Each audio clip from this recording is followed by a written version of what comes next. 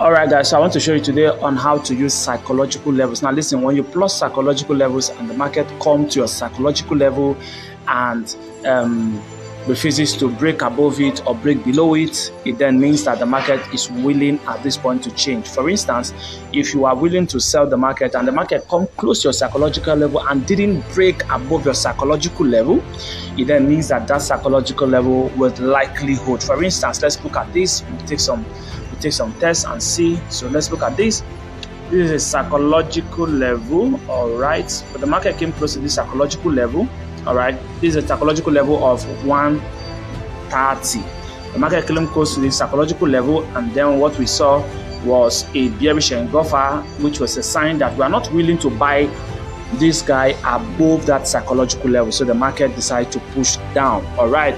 So the market pushed down, came to this psychological level, all right. This is a psychological level, the 125 psychological level. Now the market came there. What did we see? The market pushed down below a bit the psychological level and kept closing above the psychological level,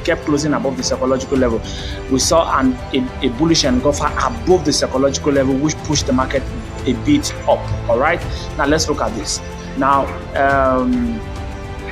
let's proceed. Let's go down. All right, so you can see this was a move to the downside, all right. This was a move to the downside. This was a move to the downside. What did you see? The market came close to the 115 psychological level but refused to break below it, and then we saw an engulfer, bullish engulfer, and that the rest is history. The market decides to push up. Let's go. Now look at this. There's another psychological level here, all right. Let's go. Now this is a level, another psychological level, sorry. It's another psychological level. What did we see? The market came close to a psychological level, all right. Psychological level. What did we see? Then there was rejection around the psychological. Look at all of this rejection on the psychological level. What did we see? We saw a bullish engulfer, and then the rest is history. The market pushed all the way up to this side, all right. So let's proceed and see more. Now look at this. Let's look at this.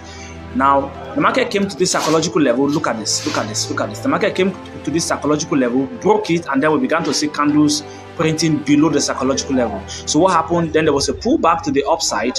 What that indicates and showed is that we are still interested in taking this guy down to any price below the psychological level. And what did you see? The rest was history.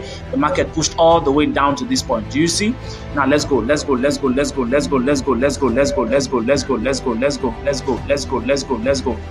right, let's go.